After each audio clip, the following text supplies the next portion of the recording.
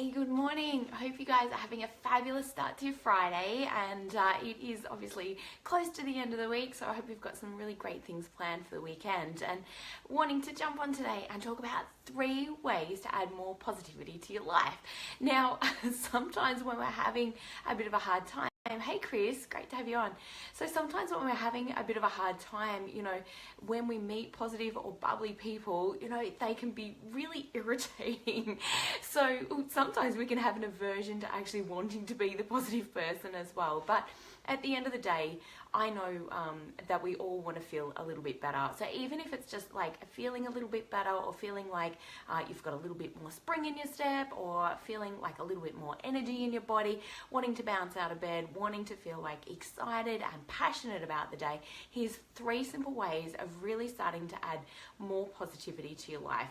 So one of the biggest, hey Di, great to have you on, hun. So one of the biggest things with adding positivity to your life is definitely your peer group. Who are you currently allowing to influence you? Who do you spend the most time with? And all the studies have been done.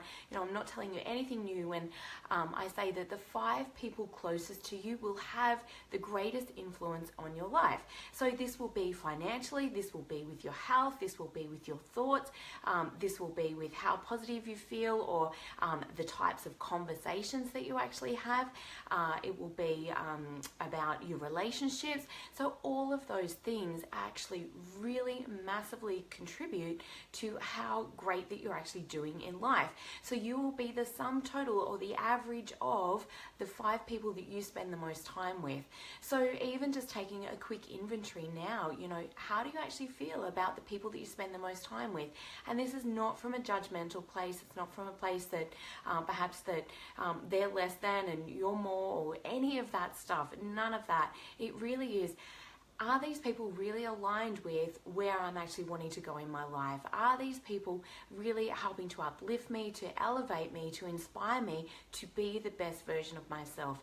I literally jumped on a plane on Tuesday evening, flew to the Gold Coast for a day to spend some really, really amazing quality time with a peer group that I know will help me to move past some of the limiting beliefs that I have, some of the rubbish stories that I still tell myself at times, and to really elevate me into that next level version of me. So making sure that you have a peer group that does inspire you, that does influence you to step up, to hold new standards, to be accountable for the life that you're actually really wanting to live, and for stepping into obviously that positivity as well. So number 1 was definitely peer group. Hey Nat, great to have you on, hun. Number 2 is, what are you currently allowing to influence you in what you allow in your life? Is it that you're watching the news? Is it that you're reading magazines? Is it that, perhaps your news feed on Facebook is not necessarily all that positive? What are all the different things that you're subtly allowing into your subconscious mind? Honestly, I avoid the news at pretty much all costs. Even yesterday I was sitting in a doctor's office and they had the news on, and there's just terrible tragedy after terrible tragedy that seem to come on, and I'm not wanting to spread negativity obviously, but there's so much great stuff that's actually happening in the world that none of it is reported on. And you really can choose to filter out a lot of the negativity, a lot of the fear-based things that are actually coming through around whether it's war, whether it's conflict, or all of those things. And you really do create what it is that you're wanting to experience in your world. The more that I actually started to shift and change into my positivity and to attract those influence or the circumstances that felt really great for me, the less and less I experienced other issues in my own life. But not only that, when I'd walk down the street, I'd have a great time, as opposed to hearing people fighting, and it just less and less and less of that kind of it just all dropped out of my current reality, or what I normally choose and experience each day. So that might sound weird saying that, but I honestly experienced that.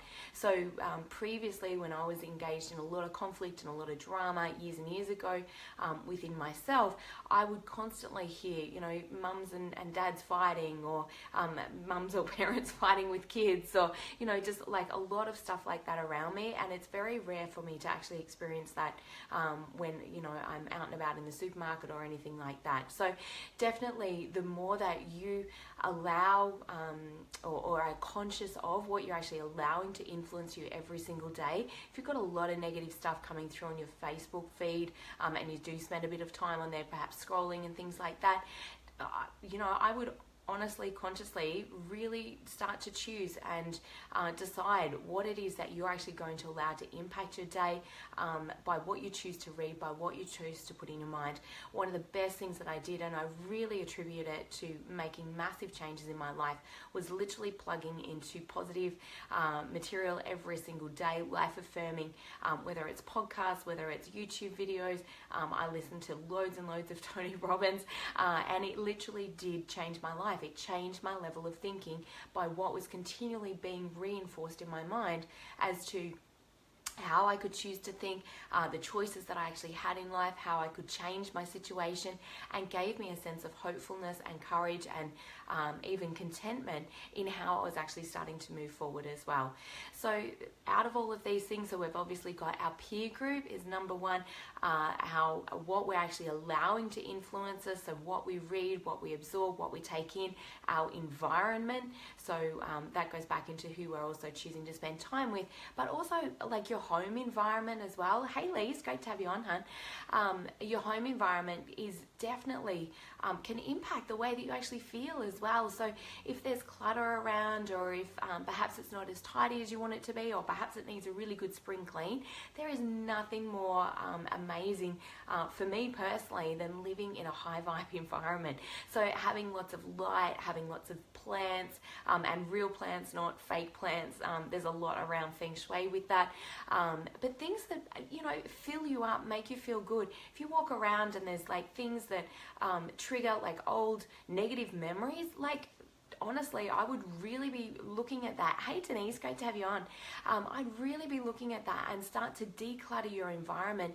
Have the things that make you feel great. I love this particular chair. I bought this rug to go over my chair because it feels good to me. So make sure. Lovely to see you too, Denise. Make sure that your environment feels amazing, that you feel good when you walk into your house, that it feels uplifting, it feels like a safe, nurturing, wonderful environment that you can really be your best self in. Hey Dim, great to have you on, babe. So that is so important as well. And the third thing is, of course, our own thoughts. So what thoughts do we have? What conversations do we have? How do we direct those conversations? Is it conversations that we're having that are perhaps negative news about other people or negative things about ourselves? Can we catch ourselves out whinging, complaining, being negative about others? And if we're catching ourselves out, how can we change that conversation instantly to a more positive outlook? What are the things that we can talk about that we appreciate, that excite us, that we're passionate about, that we feel good about? What are we proud about with ourselves? And starting to share some of those things and engage other people. What are other people proud about with themselves? What are they excited about? What are they looking forward to? What do they want to create in their life? Because the more that we can really start to shift on that and ask ourselves, what is it that I do want? How do I want to be living my life? What really excites me? The more and more you're focusing on exactly what you want, not what you don't want. And it seems very humanistic or very, look, I put both hands up. I can regularly fall into this pattern as well. And it really is about becoming more consciously aware of number one, how am I thinking? Number two, who am I spending time with? And number three, what are those things that I'm actually really allowing to influence me? Getting clear on a list of what drains me energetically. And this might be like food that you consume. It could be people, like I said, that you spend time with. It could be activities that you do that just really drain you and exhaust you and that you don't enjoy doing. Who could you leverage that to, or who could you delegate that to? Where is it that you can actually spend more time doing the things that fulfill you, that make you feel full, that light you up, that excite you, that you're passionate about? Who is it that you truly want to be spending time with, and ensuring your own language, your own beliefs are lining up with that as well? What is your self-talk in how you feel about you? And in my experience, that is honestly the biggest key to all of this, is our own self-talk, what we believe is possible for us, and then also what we're projecting out into the world, because whatever we're saying about somebody else is only generally a reflection of what we need to work on the most within ourselves. In my experience, that's certainly been that way for me, and I truly believe all relationships are a magnificent reflection of where we need to grow the most, or what we need to accept the most in ourselves, and learn how to love that part of ourselves, so we're no longer triggered by that in others, knowing full well that we can choose how we want to feel every single day moving forward from there, and really start to master our emotions, start to become more consciously aware of our thoughts, and moving forward from there. So I hope that's been helpful. So 3 ways to really increase your positivity quickly and easily. Your peer group are your greatest influence for your thinking, for how you're living your life, for the standards that you hold for yourself and for others. Hey Jerry, great to have you on. So peer group is absolutely imperative. Your environment and what you're allowing to influence you, so news, Facebook, things that you're reading, get some more positive podcasts in, or get some other things in that can really help to up level and change your level of thinking. Perhaps it's new books or things like that that just help you to step out of your comfort or the way that you've been thinking at the moment, to take you to that next level. And thirdly, your own awareness around what are the thoughts that you have on a daily basis that perhaps are holding you back, or not really allowing you to step forward and create a life that you love. So becoming consciously aware of that self-talk, and then what are the new things that you need to be reinforcing within yourself. So have a magnificent rest of your Friday, and looking forward to catching up with you guys sometime soon. Bye.